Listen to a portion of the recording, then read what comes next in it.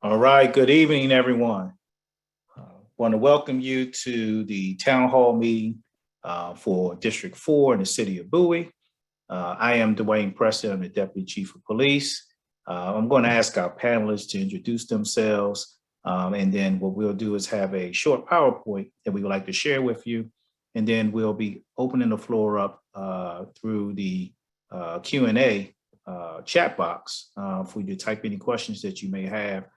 Due to respect for everyone's time, we may not be able to get to everyone's question during the time we have allotted, but if you submit a question, we promise we will get a response back to you directly.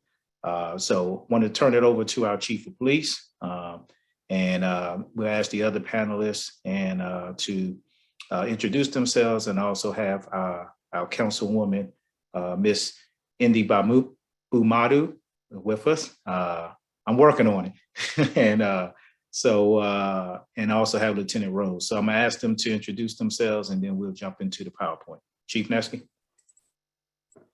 Good evening, everyone. I'm John Nesky, Chief of Police. I apologize for a little informality tonight, but I am transitioning from a trip for the holidays. But I'm very glad to have you out here. I'm assuming you're out there, but we really are glad to have everybody out and starting some conversations on a more local level. And as Deputy Chief is going to cover tonight, we really want to try to enhance our communication with you and try to build a feedback loop and a continual information sharing. And this is hopefully the beginning of a start of this, and hopefully we'll learn some methods on how to improve this as we move forward, being this is the first one we're doing. We hope to get a lot of feedback from you and some good questions. With that being said, I'm going to mute and get out of the way and turn this over to Lieutenant Rose so we can start the program.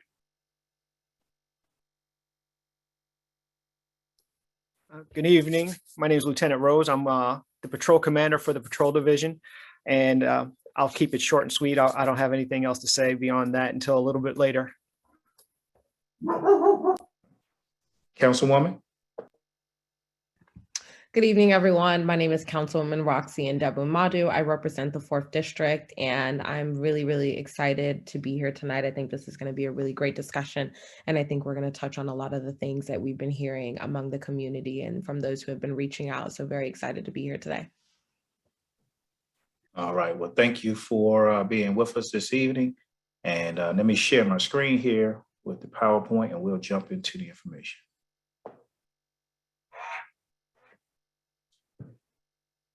All right. So again, once again, the Bowie Police Department was started in 2006 when the Bowie City Council and the voters actually took it to referendum, and you all as the residents decided to create your own police department. Since that time period, we have been authorized to have 67 police officers. We first were authorized to have 57, but we've grown to have an authorized sworn strength of 67 police officers. What does that really mean? 67 officers, but the reality is that we do not have 67 officers patrolling the streets on a daily basis. We have people assigned as command staff, investigators, those assigned to community services, and other specialty units. So of that number, we actually have around 41 officers that actually do patrol duties day in and day out that are dedicated strictly to patrol. We do currently have several vacancies in which we are hiring, and we're looking for men and women that care about the community and they want to serve. I think that that's one of the key things in terms of those that we are looking to recruit to join the ranks of this police department. Now, one of the things the chief and I are very proud of is that we have a police department that has demonstrated its willingness and desire to please this community and to serve. And we do that honorably every day. We do not take it for granted. Each and every call for service and every single day, our officers work to try to not only serve, but also to satisfy the needs of our community. We're not perfect. And in those times, obviously, we are human, but we strive every day to be perfect. And we will continue to do so. And you can help on helping us to find men and women from the community that you want to serve your community. And we'll get into that more when Chief Nesky gets into our recruiting efforts. I'm gonna now turn it over to Lieutenant Rose. He's going to talk about the crime that we do experience within the city of Bowie, some of the major things that we're experiencing, and how you all can help. Lieutenant Rose. Thank you, Chief. So the city of Bowie isn't exempt, or we don't find ourselves lucky enough that we don't experience crime. However, the majority of the crime that we experience in the city is mainly quality of life issues. Case in point, loitering, juveniles hanging out in the park too long, maybe doing some things that they shouldn't be doing. But the most prevalent issue that we have right now is property crime, that being theft from autos, and we're starting to see a rise in stolen cars as well. Some of the issues that we're experiencing, which is part of the information sharing that we really like to enhance, is getting the message out there that leaving items of value, or especially the key fob for your vehicle, inside your vehicle is probably not the best of ideas. It's actually inviting the situation to occur. So, Chief, if you can switch to the next slide.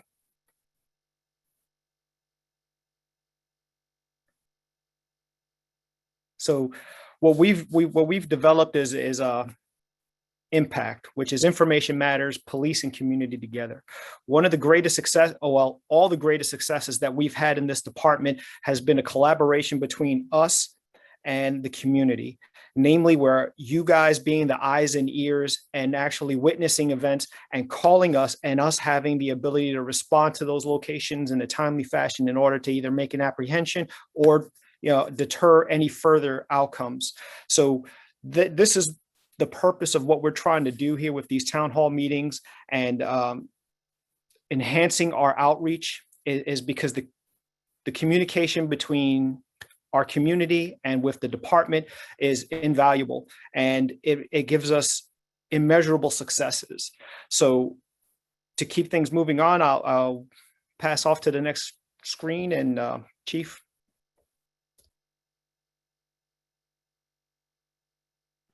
All right, thank you, Lieutenant Rose.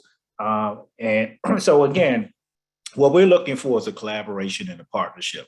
Lieutenant Rose spoke about that.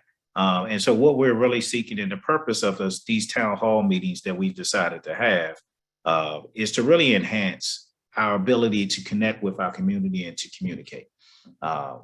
The way in which we're going to be successful is the more people we can push information to, the more knowledgeable you all as a community are about the things that are going on within the city, and the more information you can share back with us, the more effective we will be in protecting our community, and keeping people that come here to do wrong out of our communities, identifying them, and hopefully making arrests and making it a deterrent from the city of Bowie being a target for people that want to come here and commit crime. And so in order to do that, though, we really need to increase the number of volunteers that are willing to be the point of contact for your individual HOA or subdivision or section of the city. And that's why we decided to break these town hall meetings down to councilmatic districts, because we want to specifically talk to the residents of District 4 tonight and those neighborhoods or those communities that reside within District 4.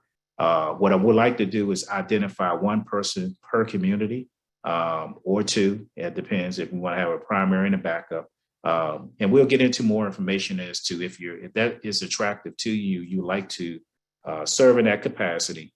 As we get to the end, I'll share how you can provide your information to us and what the next steps will be. Also, getting to know your neighbors. One of the things is that as you all talking to your neighbors and sharing information, everyone will know what's going on in the community, whether it's crime related, whether there are community events that are going on, there are city events that are being hosted.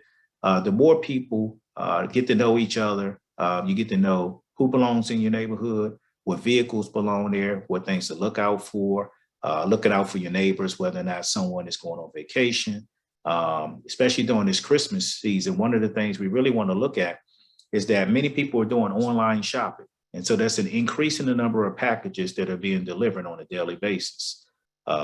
We fully expect that, if packages are left unattended, there may be an increase in those number of packages that are being stolen. We don't want to see that. So we want to encourage you to take efforts to either deliver it to a neighbor's house, another family member. We recommend with permission, ask your employer if it's okay to have packages delivered to your job. Wanted to do all these kind of different things to try to limit packages sitting out on your porch for an extended amount of time, being a target for those that are looking to steal those items. And again, we want to reiterate to lock your cars. We cannot reiterate that more.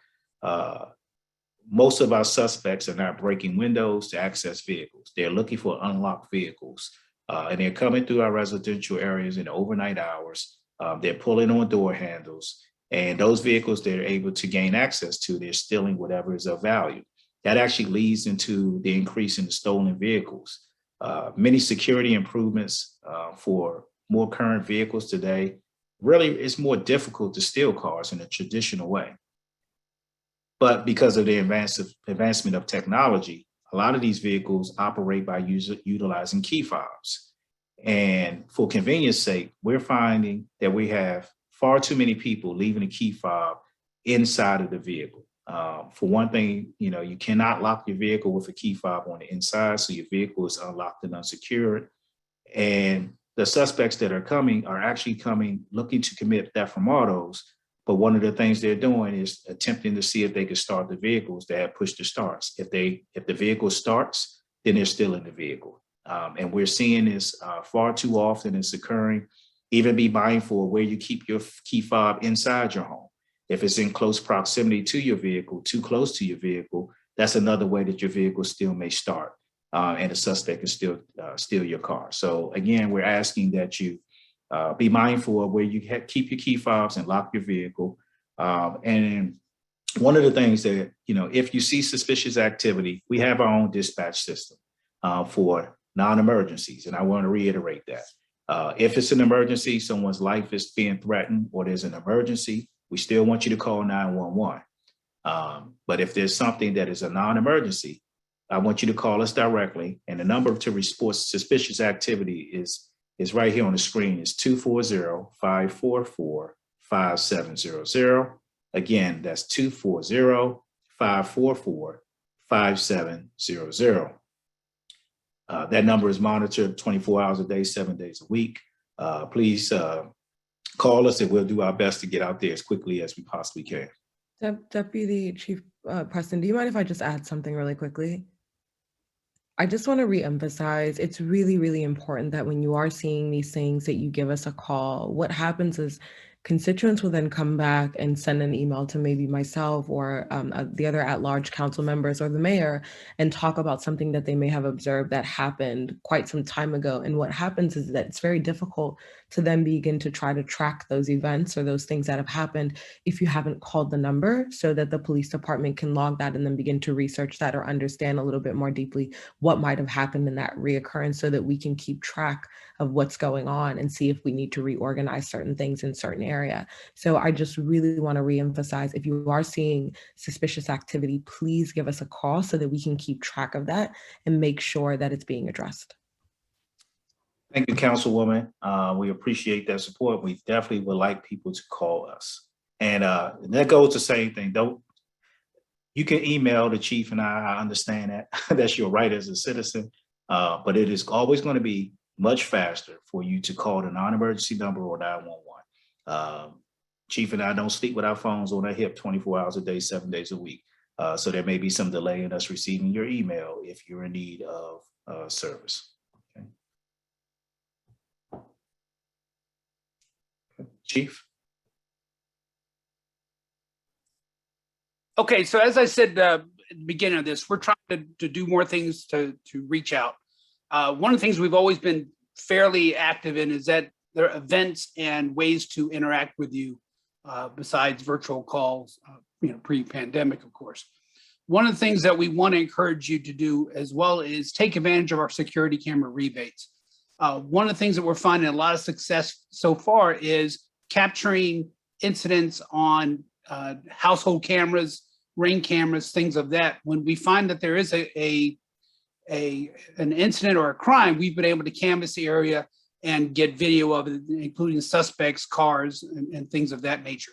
So it's great evidentiary value for us. It's also preventative for you if you get that alarm that someone's in your perimeter or inside your camera view at 2 a.m, wakes you up. We've had a couple incidences where thefts from auto have been stopped because the security camera alerted the homeowner. Same thing with your packages. If you have packages, you know that a package arrived. You can talk to someone through a lot of the doorbell cameras. And again, we're not saying you have to buy a certain model, only that it has to be a security camera pointed to the exterior of the house and has to be mounted on a property within the city of Bowie. And we are offering that $50 rebate. So we really, truly encourage you to take advantage of that. The more cameras we have, the better off we'll be as far as not only early warning and detection, but good footage and information after the fact if we need it. Another thing that we do is our Citizens Academy. We are currently running, I want to say session 13, I might be wrong, but I think it's 13. For our Citizens Academy, it's 13 weeks. That's probably too coincidental. I probably got the session wrong, but it's 13 weeks long, and we'll bring you in. We'll give you the background of the department, our philosophies, why we're doing things, and how we're doing things. And we don't expect everyone, in fact, we really don't want everyone who loves us to come in and sit down. We love to have conversations. We love to have challenging conversations.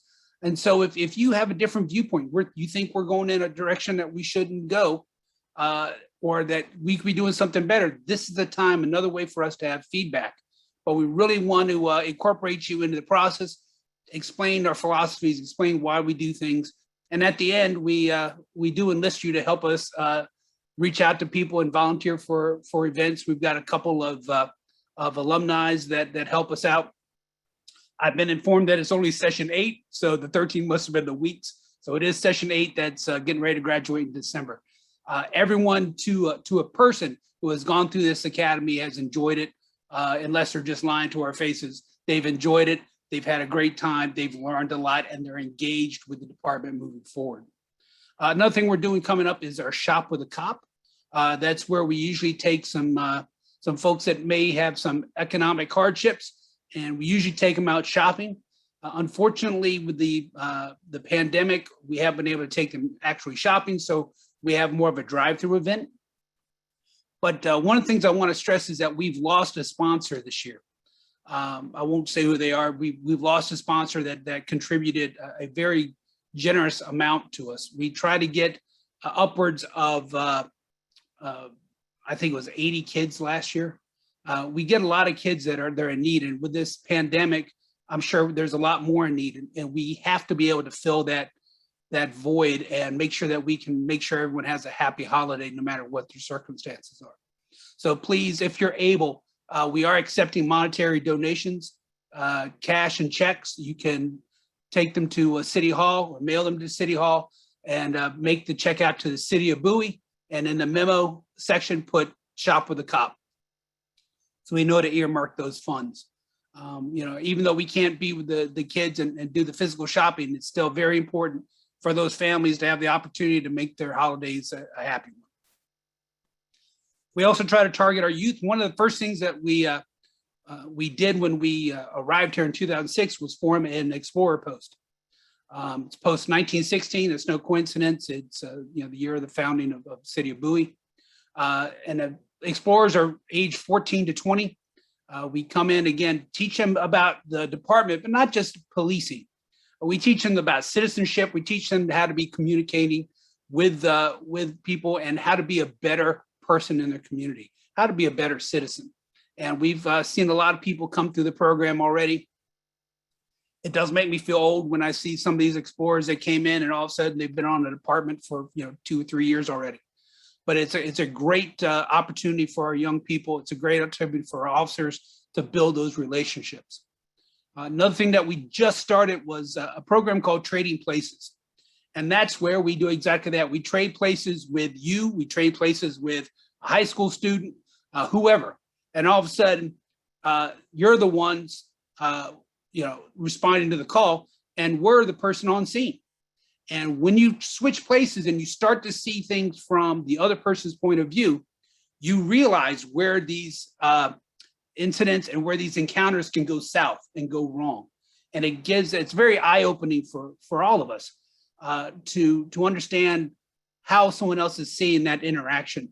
And what we think is an innocent question can be seen as tricky or menacing or suspicious from that person, and how someone's behavior that they think is exactly harmless can seem suspicious and trigger our warning systems. So one of the things that we've also got is a crime map. One of the things that were brought up in some of the feedback in the meetings was that it's hard to find out what's really going on in your neighborhood. So our information specialists, Mr. Wright and city's IT, worked very hard to build a map for us. So if you go to this www.cityofbowie.org/crime map, there's a live map. So it's showing you up-to-date incidents that are happening in your area, and you can use it any way you want. You can scroll in, it'll give you certain things of what's happening. And the only thing that you have to remember is this is information based upon what the initial call for service was. So sometimes we get a call for service that starts out at one thing, and once we get in there and start to figure things out, it's something totally different. But it does give you a good idea of what is happening directly in your neighborhood and your surrounding areas. So one of the things we talk about, giving information, that's a great way for you to look at what's happening in your community.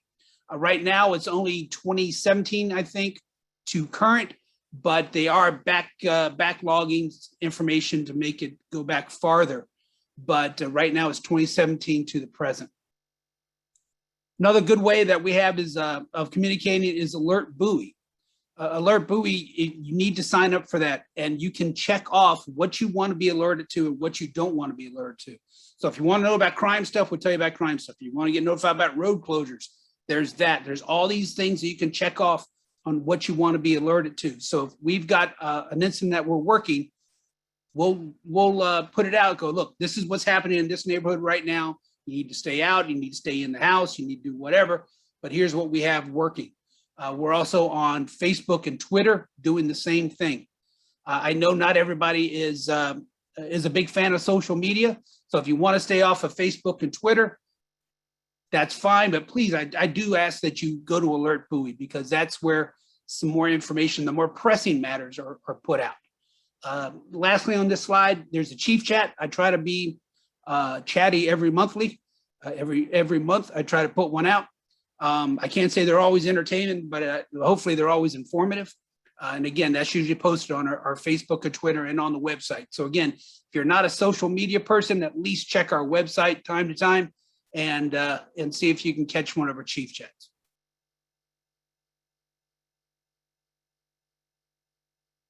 So Deputy Chief had mentioned some of our recruiting issues we're having.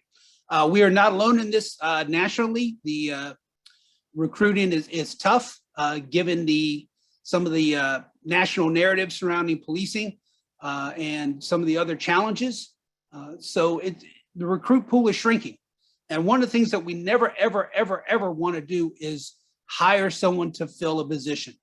We want to make sure we're hiring quality people. We want to make sure we're hiring people that you would want to have working in your neighborhood and coming to your house for a call for service.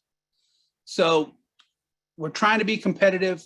We're doing signing bonuses for the recruits, and that is up to $9,000. It's a minimum of $3,000, up to $9,000, depending on how much school you have, depending on if you've been a prior law enforcement officer someplace. So that's pretty aggressive and pretty competitive. I talked about what kind of person do you want? What kind of person do you want patrolling your neighborhood, coming to your house for a call for service? this is where you come in. We're also giving a $500 recruiting bonus. So in other words, if you find us an officer and they get hired and they pass the academy, you get $500. So if you've got somebody, you know, your son, your daughter, they're looking for a career choice, there's a great opportunity for them here. You know the qualities that you want, and you see people all the time that have those qualities that you want to see in our officers and you want to see in your neighborhood patrolling. It is a good job. It's we're well compensated. We have holiday compensation, which is triple time on holidays, unheard for most departments. We have a 25-year pension. Again, it's hard to find a steady pension that's not revolving around a 401k. You know, a defined benefit pension is something that is very enviable to have. So as I work down this slide, I'm also want to remind you that you can begin putting your questions into the chat, and we will be sure to start to answer those. So if you're not interested in being an officer, that's not a problem. We also have openings for our dispatchers. The dispatchers are an integral part of our department. They are a lifeline to the officers. They're the lifeline to you when you start to call in with your information. So you can go to cityofbowie.org/police, look at the openings. We are taking applications for all these positions. We are fairly aggressive in getting back to people and scheduling interviews because we really do want to fill these vacancies. So please, if you know somebody or if you want to apply, please get that application in and we can start the process.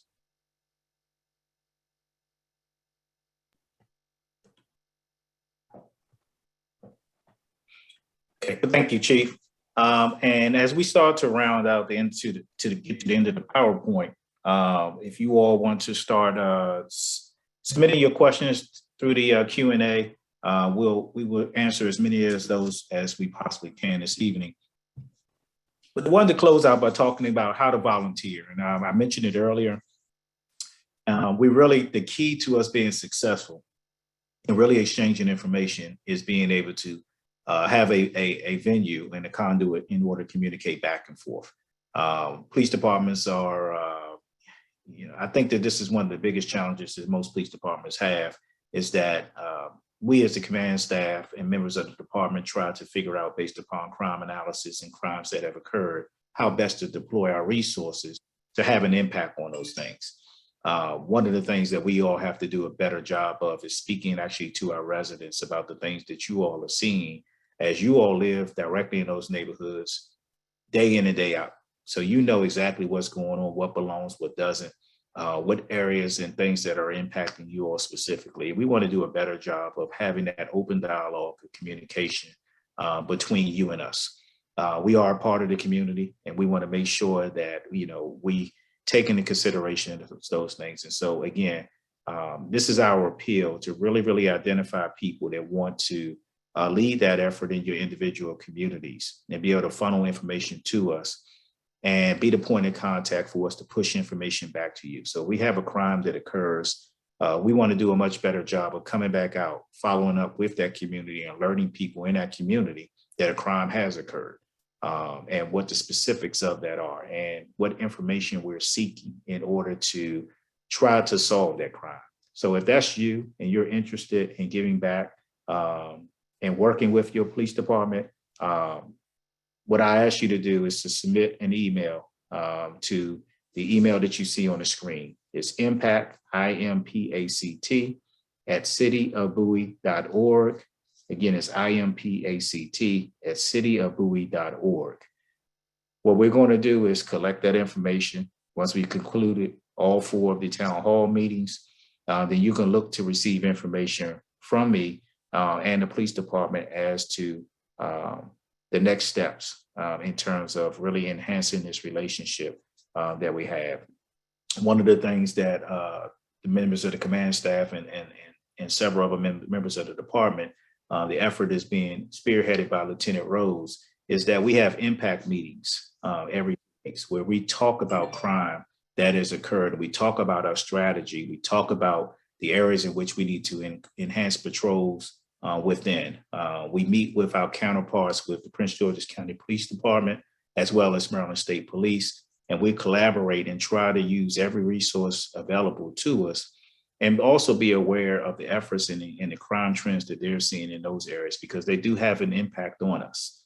Those that are out committing crimes don't know boundaries and don't know the city of Bowie versus the unincorporated sides. They don't understand that they're out committing crime. And so it's our job to communicate as much as possible, so we have a firm understanding of the trends that we're seeing. And we have to make sure that we include you all as the residents in that process also, because I think that's a big piece of information that we're really not capturing, is the information and the things that you may seem, or as some may seem as insignificant, may really turn out to be significant based upon you observing something that just doesn't look right. So again, I'm hopeful to identify at least one person per every single subdivision within Councilmatic District 4 that will be willing to work with us. Again, please send that email to impact@cityofbowie.org. Now we're going to get into, I'm going to stop sharing my screen here. We're going to get into a couple questions that have been forwarded to me, and I'll read the question and then try to answer it best we can. And those questions that we may not get to tonight, as I promised before, we'll make sure if you send us your contact information, email addresses and things of that sort, we'll make sure that we reach out to you either by email or if you prefer a phone call, we'll follow up with you that way also. So the first question is, how can we have more of a patrol presence, not just one officer driving by, in the Pillar Lane and Peach Walker areas? And what I will do is I will first take a stab at it, and then Lieutenant Rose is the patrol commander. If he wants to add to it, he can feel free to do so. What we would say is that the city is approximately 18 and a half square miles. So obviously you can imagine there's a lot of roadways, land, and neighborhoods for us to cover. And we do our very best to patrol specific neighborhoods when we have free time, when that means when officers are not assigned to or responding to calls for service. Our first and primary role and responsibility is to handle calls for service that come in from our residents and to provide a prompt and timely response to those calls for service. At times, we are a little busier than others, but we do our very best to try to get through every neighborhood as much as we can to be present. If you're having a specific issue or concern in your neighborhoods, that's exactly why we're here tonight. We want to hear from you specifically about the concern you have. And as much detail as you can share as possible will help us to be able to understand the nature of the issue and determine the appropriate way to respond to that, to try to address that so that we can resolve the issue. What we don't want is a Band-Aid approach where we're responding to the calls for service and the same call for service over and over again and not really resolving the issue. Our goal is to resolve the issue to improve the quality of life for you as a resident, but also to prevent others from experiencing any issues of crime. Lieutenant Rose, you have anything to add to that? No, I think you hit it right on the head. Well, actually, I would like to add one thing. If you do see suspicious activity and things that seem peculiar in your neighborhood, I know a lot of folks like to do it anonymously to protect themselves and things, but the more information you could provide to us, the better. And what is also helpful, you know what, if you just want to talk to us face to face, we have no problem doing that either, versus just driving through an area with the limited information we may have at the time. So if you'd like to see the officer, even if it is just a situation where something just seems peculiar to you and you wanted us to check it out and you want us to follow up with you directly, it's helpful for us to meet up with you, and we can do that as well. Even if you just want us to follow up with a phone call, we can certainly do that as well. In the ideal world, we'd have an officer for every neighborhood on foot being able to make rounds, but unfortunately that really isn't the reality at this point in time. But thank you for the question. DC, can I elaborate just a hair there? One of the things that we really want to be open and honest with is about expectations. As we stated before, we do have some openings. We're probably a good 8 to 10 short as far as between vacancies, people in the academy that aren't working the streets, and some injuries that we have. So we do our best to keep our patrols at the minimum shift, but sometimes we are working the minimum staffing on a shift. And what you have to remember is even at minimum staffing, we've got people assigned to areas, but many times calls are 2-person calls. So they will drag, that necessitates that officer having to leave their assigned beat to go back another officer on a call. And depending on the night, it could be hard to get back to those neighborhoods. That being said, Lieutenant Rose is also, very good at checking the patrol routes of the officers and making sure that we're doing our best to get into these neighborhoods and get into these back streets as much as we can. So we are aware of that difficulty.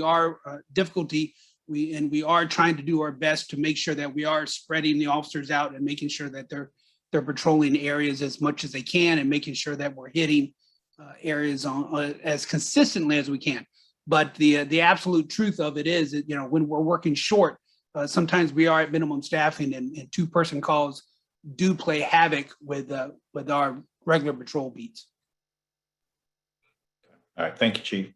The next question is, are there any opportunities to serve our citizens who might be virtual right now? And my response to that is absolutely. Everyone that has a share, we're open to anything that you can provide into a service. So what we will do is after we've concluded all of the town hall meetings that we'll be hosting, what I plan to do is have a meeting with all those that decide to volunteer, to seek and to really to listen to you and provide suggestions and hear from you in terms of how best you think we can work together, what suggestions that you have in terms of information sharing, how we could spread information and exchange information. All of that will be given an opportunity. Many of these meetings, as we are doing tonight, can be held virtually. And I think we're far more effective. And we found that out, unfortunately, going through a pandemic has really shown that we can be very effective with utilizing technology. And it creates an opportunity for far more people to be able to participate from the convenience of your home or your office by way of technology. So we want to utilize that resource and opportunity and have meetings that way. There are many opportunities for you to participate there. Okay. The next question is, are the apprehended offenders mostly from Bowie or from close by cities? Lieutenant Rose, you want to cover that?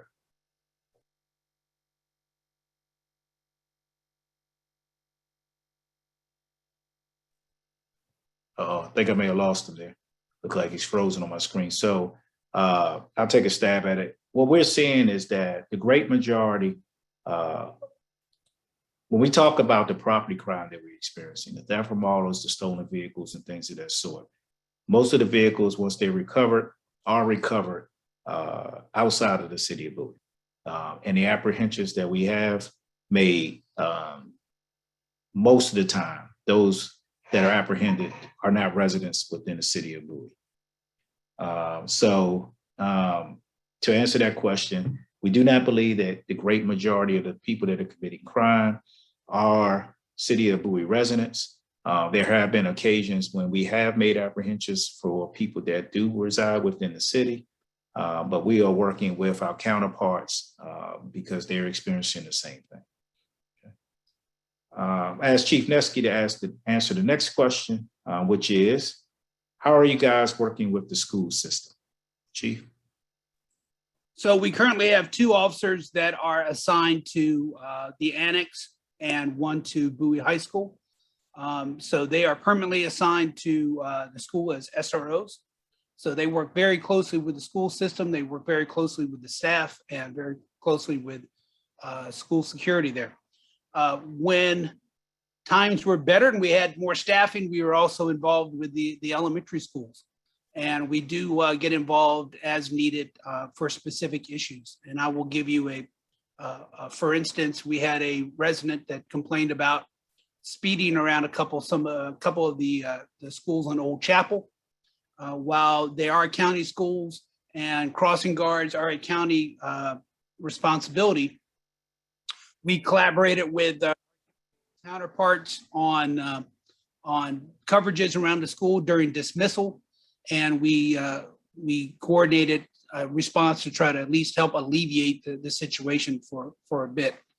So we do work very closely with the school system. We do help with after-school activities, football games, things of that nature, and we do go to career days, events, and we try to have as much of a presence at the school in a partnership capacity as much as we can. Thank you, Chief. DC, I think there's one about the racing on Pinnock Parkway. Do you see that one? Yeah, I have the questions. They've been sent to me. Gotcha. From those that are sent. Thanks, Chief.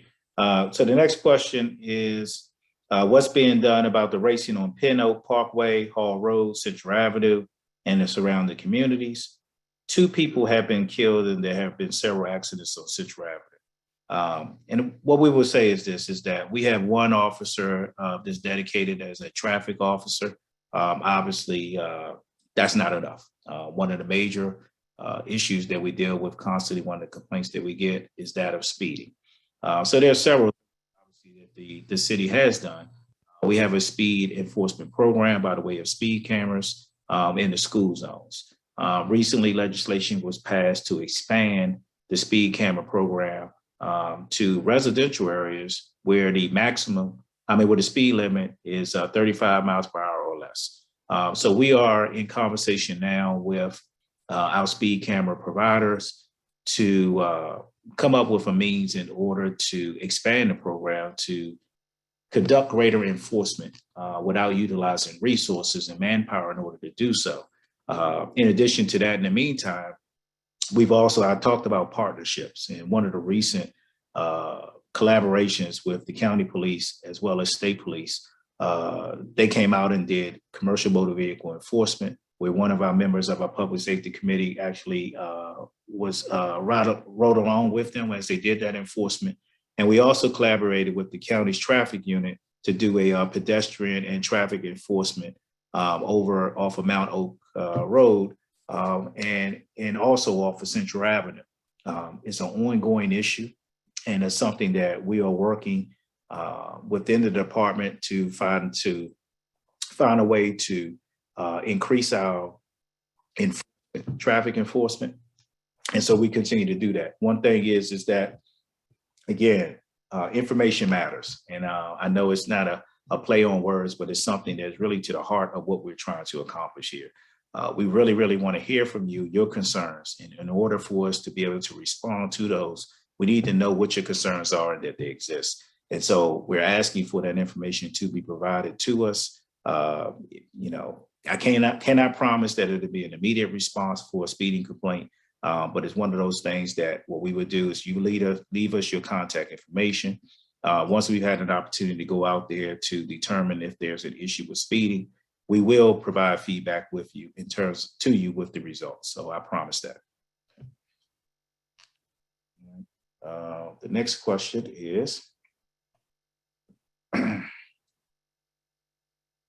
any consideration to install more brighter street lights? Peach Walker is a very dark street at night. That is the answer to that depends. So there are a lot of considerations to go into whether or not it's something that is the responsibility of the city of Bowie, or is it private property, such as a property owned by a homeowners association, and things of that sort. So it just depends on where you live. What I will suggest is that if you do live in an area that has an incorporated homeowners association, your first point of contact is your board to express that concern and request for increased lighting in those particular areas. If it is something that is within the city, you can contact our public works Division, or you can contact us directly and we'll facilitate that and forward that information to Public Works to seek an answer as it relates to whether or not it meets the standards in order to be evaluated for increased lighting in those particular areas. Councilwoman, I don't know, did you have anything you want to add? Yeah, Peach Walker is very dark. That is a very dark area, so I can understand the concern there. What would be easy is if it's a little bit of a more difficult lift and shift to evaluate the entirety of Peach Walker Drive because it's such a long road.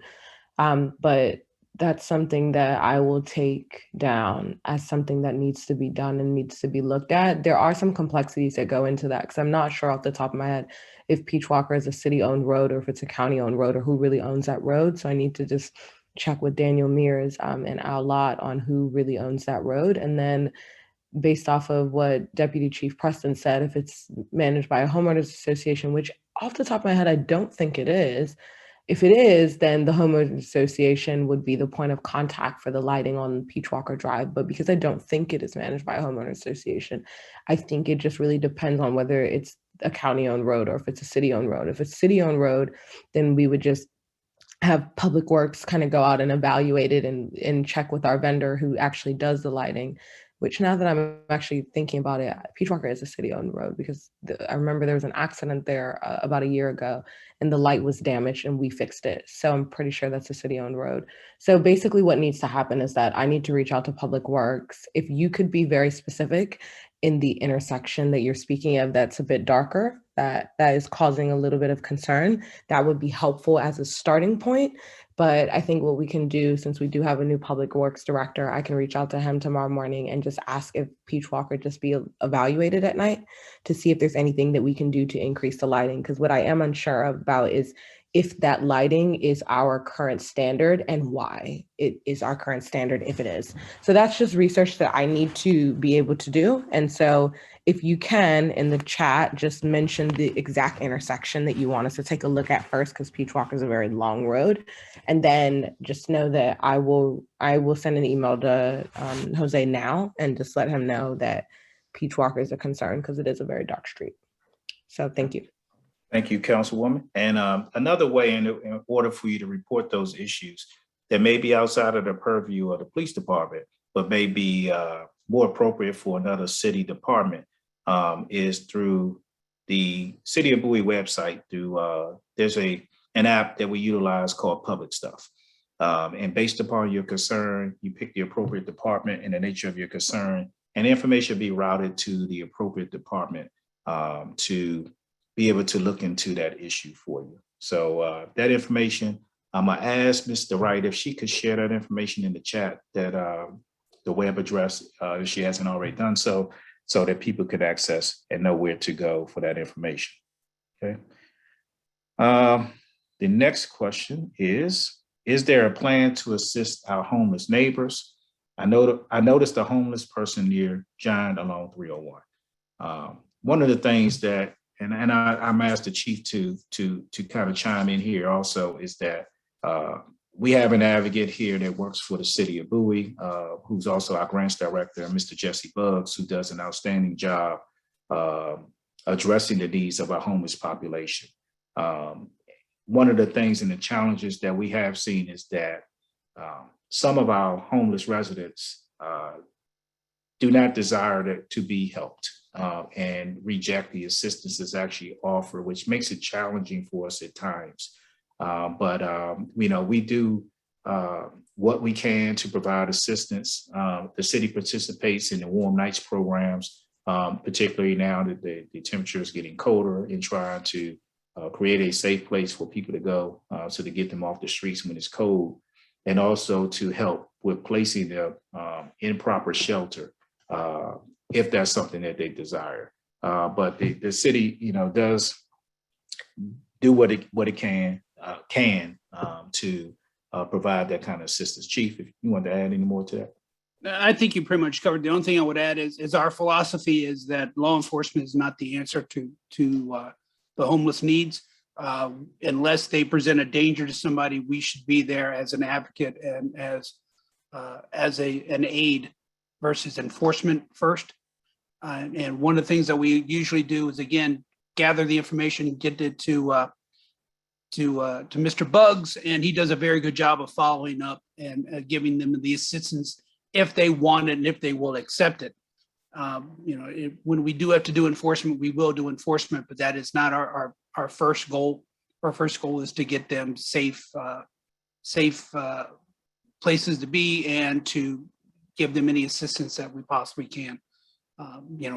Sometimes we do have to take criminal action, but it is not the very first thing that comes to our mind, nor should it be. Okay. Thank you, Chief. Next question is, do you plan on working with the Bowie Youth Council? The answer is yes, and we already have.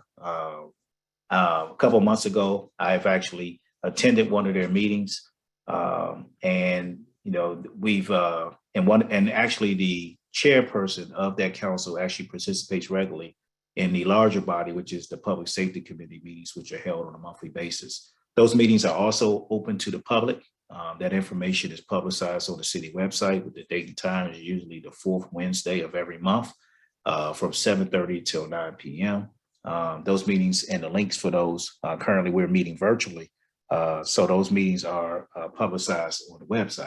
But our youth council and our youth are very important, and they're a part of this community. And oftentimes they're a voice that has not been given much consideration. So we are really working to hear from our young people and their insights that they have, specifically on the issue surrounding truancy.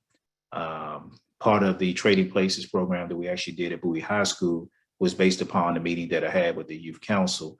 And we met with the principal at Bowie High School and were able to bring the program into the school. So we look for many more opportunities to continue to work with the youth and within the city. All right, the next question is, can your department work with State Highway Patrol more regularly to help with excessive speeding along 301 and 214, which is Central Avenue? I think I spoke about that earlier, that, this is the first time I think in the 10 years that I've been here that we've really had any meaningful collaboration with state police where they've actually participated in our and also attended our public safety committee meeting. And as a result of that, they did lend some additional patrol and enforcement along Central Avenue and along 301. As the chief mentioned earlier, their staffing levels are challenging also, as they're covering, there are two barracks within that the city of Bowie falls within, the Forestville barrack from Maryland State Police, as well as the College Park barrack, and those are split along Route 50.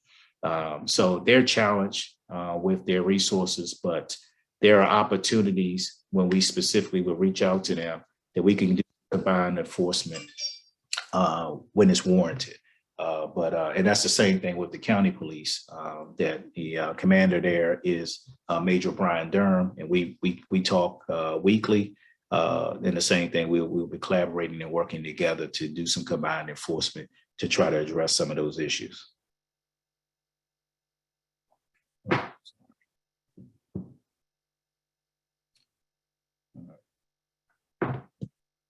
Okay, this question is, not sure what the nature is, but I'll read it.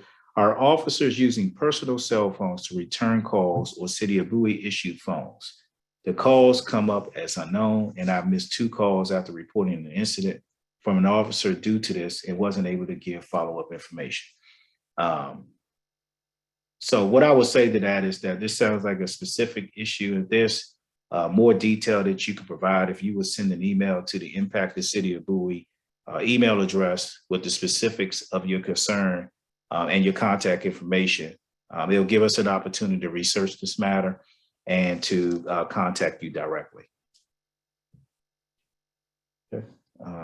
What's being done about panhandling in shopping centers? Lieutenant Rose, you want to take a stab at that?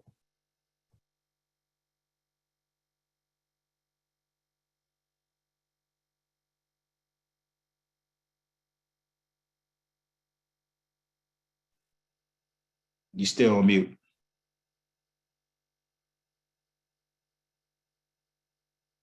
All right, it seems like Lieutenant Rose is having some technical difficulties. But Pan, it's the same thing. What we're doing is if it's private property, again, and we're getting calls for service for that, we'll come out to handle it as appropriate. You know, definitely those that are handling on the roadway is a dangerous situation, and we're working to deal with that. One of the challenges that we have seen is that we have many residents that are very sympathetic toward those that are panhandling, and sometimes we get pushback from parts of our community for taking enforcement action against panhandlers, while others would like the panhandlers to be sent on their way. This is an issue, again, where I would love to have a conversation with our community. This encompasses this issue of homelessness also. So this is something that I think is going to, the chief mentioned this earlier, this is not an enforcement issue, and we're not going to solve this issue or resolve it by enforcement. And we don't want the police department to be caught in the middle and used as the hammer in order to try to address this issue that has many other social issues attached to it. So we really want to work collaboratively with our residents and come up with a solution that can resolve the issue satisfactorily for everyone.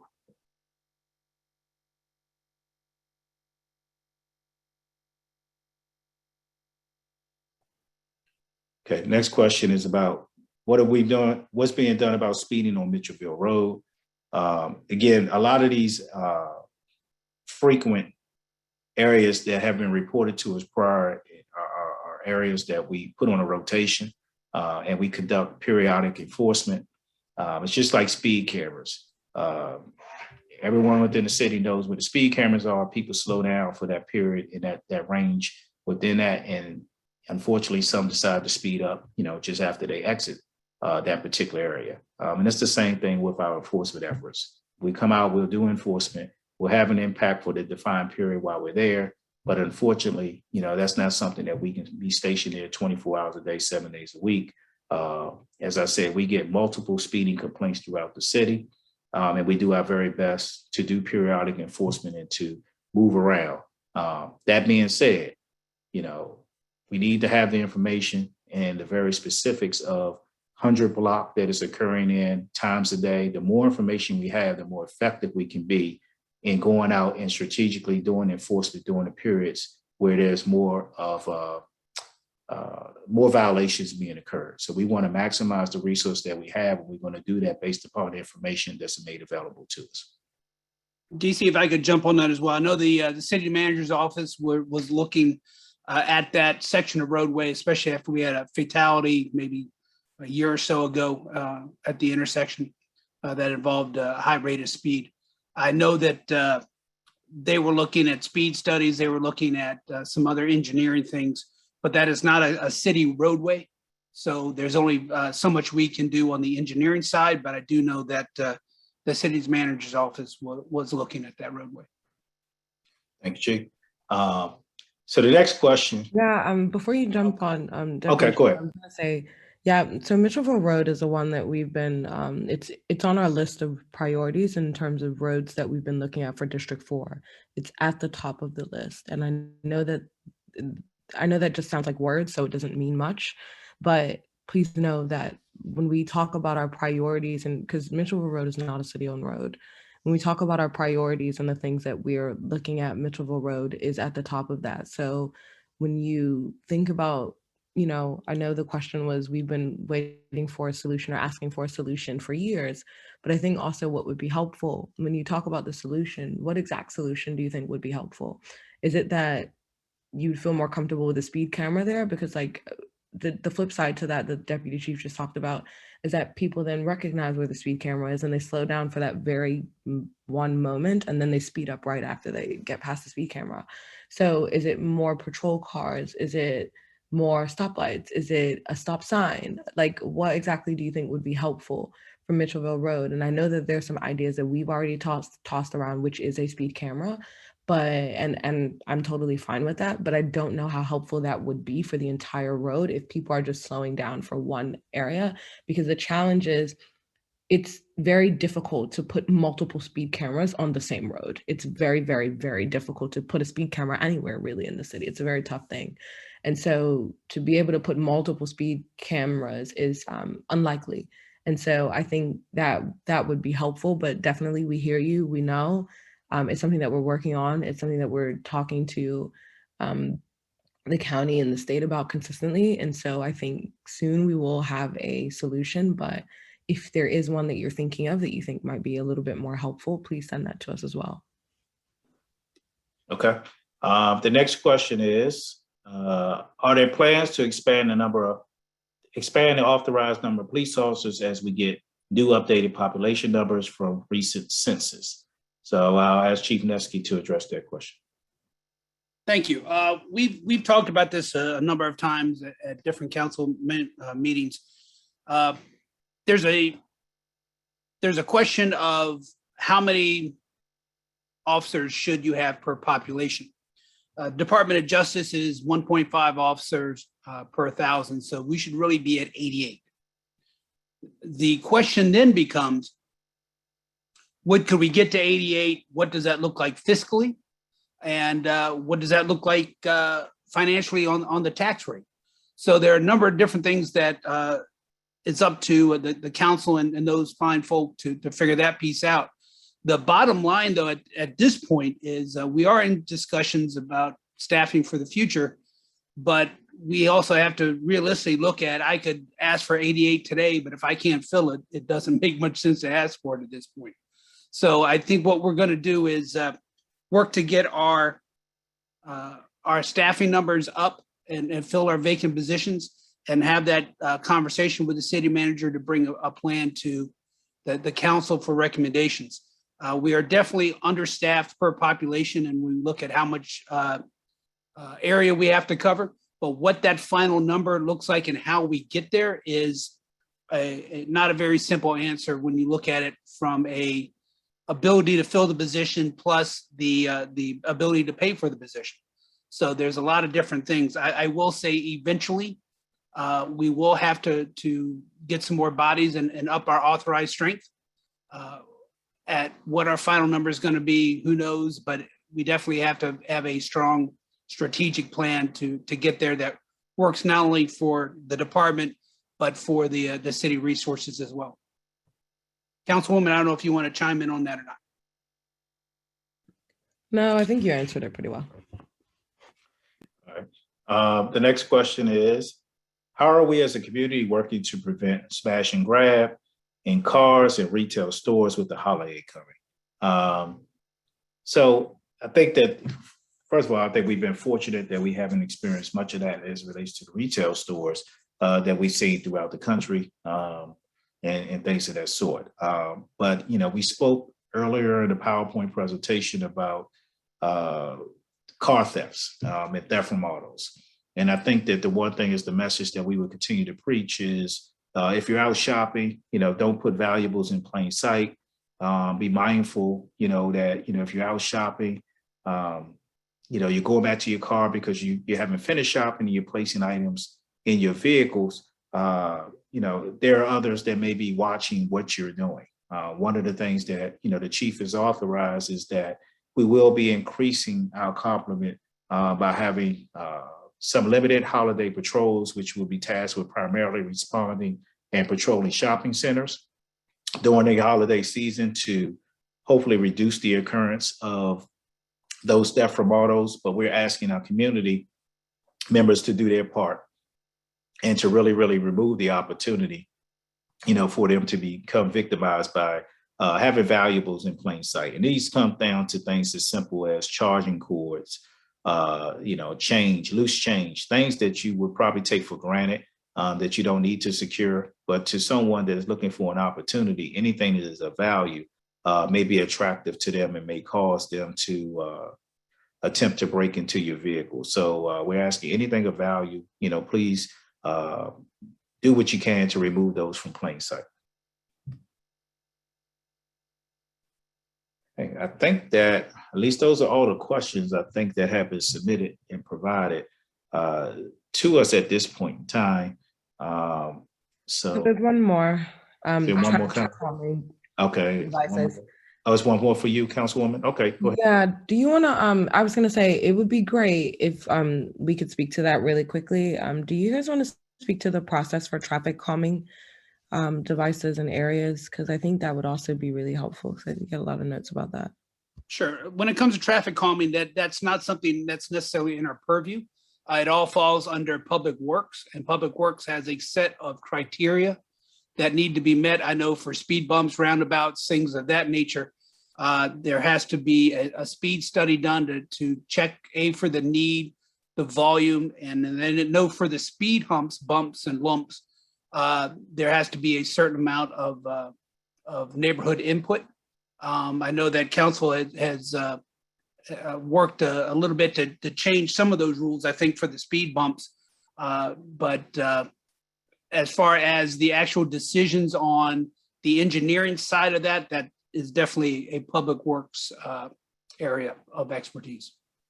Yeah, the only thing that I'll add is I don't know that we really have traffic calming devices on the larger, more busier, non-HOA type roads. Because I think this suggestion was Northview. It's actually a pretty good suggestion. I need to talk to Public Works to see if that's something possible, because essentially the process typically is, let's say if your community is controlled by a HOA, the HOA would basically reach out to the city council or City of Bowie city manager's office and say, hey, we're interested in traffic calming devices. And then Public Works would then go out and conduct a test to really see if it meets the requirements, a certain level of traffic, a certain level of speed every single day, that kind of thing. And we would monitor that for the duration of a week. After monitoring that, they would go through the results and see if it automatically meets the criteria. Essentially, if it doesn't meet the criteria, what could happen is that, let's say if the entire community, or I want to say like 75% of the community says, we really feel like this would be important, we need this, there's that avenue. But then the other avenue is then what happens, and what has happened previously before, is that a community will reach out to me and say, hey, we really do feel like we need this, even though it doesn't meet the criteria.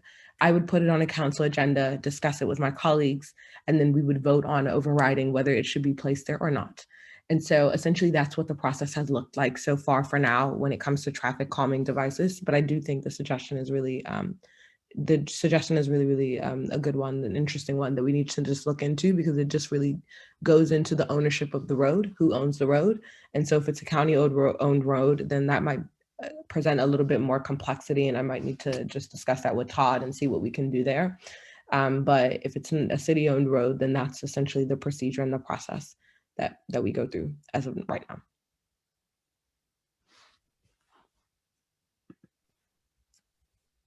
Okay. All right. I think the last question that was there, and I think that falls within what we just covered. Comment made about needing speed bumps or traffic calming devices on Pillar Lane. It's a pass through the Mitchellville Road. There's definitely speeding. So again, reiterate, and I would ask that if you have that concern, check out public stuff through the website, submit your concern there so that particular analysis can be routed to Public Works. And if it meets the criteria of the study, then they will come out, they will provide you with a response. They won't just take the information, do the study, and you're left in the dark. They will reply to you and let you know the results of the study and whether or not it meets the criteria for any kind of traffic calming devices. Same thing for us, submit an information. We will put it on a list for traffic enforcement periodically. And we would do all we can to try to monitor and control people's speeding habits as it relates to that particular area. Okay. Also, if I could just add one thing, Yes, I know that a lot of people shared specific roads that they're concerned about when it comes to traffic, and I think Public Works should do a town hall now that I think about it. But if you could just follow up with an email, if there are specific roads that you're concerned of when it comes to Public Works, please follow up with me in an email, because that's honestly going to be the easiest, only because sometimes when I go to staff or my colleagues, they just really want to know that it's coming from the community and understand that it's coming from the community. So if you can really just send those inputs. Also, it provides an easier way for us to follow up with you and also let you know what's going on with that particular intersection that you might be inquiring about or how you're thinking about it. But I mean, when it comes to public works and just traffic patterns and just traffic in general in the city and the growth of the city, this is something that we're very mindful of. It's something that we plan on discussing at the end of December, more in detail and elaborately of how we're going to move forward and what are some of the new innovative things that we can do to meet the demands of the city and the traffic and the congestion and everything going on with different sorts of development that are not incorporated in the city that might bring more congestion. So just know it is top of mind for us, but please make sure that when you are thinking about this, please follow up with an email because it's easier for us to then follow up with you and let you know what's happening as well. Right. Thank you, Councilwoman. As we prepare to conclude, and I would turn it over momentarily to the chief for any final comments. What I want to do is to encourage people again to please follow us on Facebook, follow us on Twitter, sign up for Alert Bowie to get those notifications that we send out. The information that we are sharing is plentiful, but it does none of us any good if that information is not getting to the end user so that you all can be empowered with the information. I'm hopeful and encouraging those that would like to be more involved and volunteer and work in partnership with us, that you would send us the information to the impact@cityofbowie.org email address. And that, as we near the end of the year, we'll connect again and really start to set forth how we can work together as we go into 2022 and really start the year off well and really work together and become a model, to be quite honest, for other cities, other police departments and community to work together to be effective as to how we communicate and how we exchange information. One of the things here in the city of Bowie, we want to be trailblazers in that. We're blessed to have a very supportive council, city manager, mayor, and community. And I know the chief will reiterate this, but I want you to know from the bottom of our heart, we really appreciate it. It means a lot to us, the support that you all as residents give to our police department and our officers. They really appreciate it. And it's something that the chief and I talk about often. And it's one of those things that we want to make sure that we always uphold the level of trust that you all have in us as a police department. So turn it over to Chief Nesty. Thank you. And Deputy Chief is exactly right. When we went to look at how do we sell ourselves when we're recruiting, we don't have helicopters, we don't have, horses, we don't have these fancy things. What do we do have? We have the support of our community, and we have a fantastic relationship with our community. So when we recruit, that's what we sell. We sell what kind of community are you going to be working with, not in, but with. And that's a huge selling point for us. And that's the kind of officers that we're trying to attract. Last thing I'll say is I really appreciate everyone jumping on tonight. If you have an idea, if you have somehow that you think is best for communicating with you, please share that. I always say that if I'm the smartest person in the room, we need to get some more people in the room. So there's lots of things that we may not be seeing. So you know how to best reach you.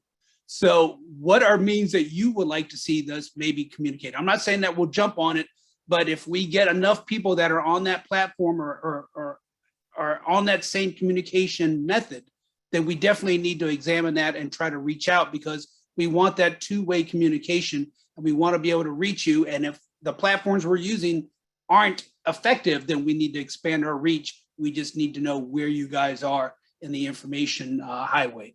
So please share that with us. You can send it to me, you can send it to the DC, you can send it to the Impact, however you want to get it to us. We're really, really looking to expand and be as flexible and creative as we can be reaching you. Councilwoman, would you like to say anything in closing?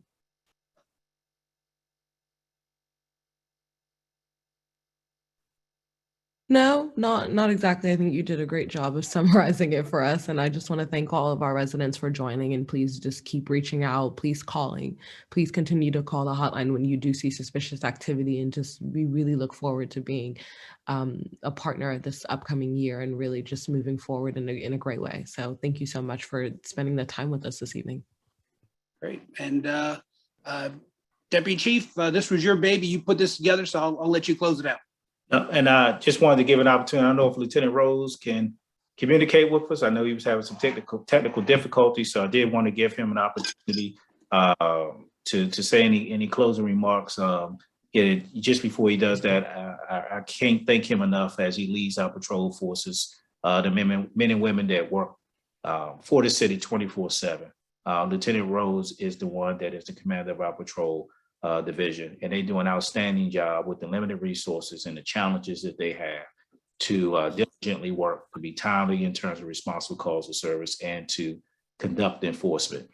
So again, I really want to publicly thank Lieutenant Rose and encourage him to continue in his way. So Lieutenant Rose. Can you hear me now? Awesome. Thank you for that, Chief. That's very flattering. Really appreciate it. And the rank and file, they appreciate it as well, speaking on their behalf. And I'll just close my end out by saying, asking that everybody have a safe and happy holiday, and please keep those lines of communication open. Don't hesitate to call us when you need us. God bless. All right. Again, and close it again. We have 3 additional town hall meetings. Please check out the website for the dates, the times for those. All of them will be at 7:00 p.m. Feel free to log on if you want to know what's going on in other areas of the city, the issues that people are experiencing, and challenges and concerns.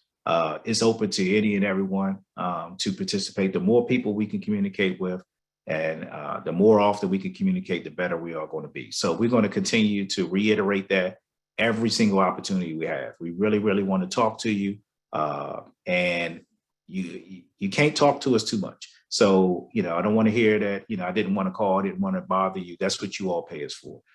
We're there to be bothered. Please call us if there's a concern. Call our non-emergency number. Send an email to the impactthecityofbowie.org.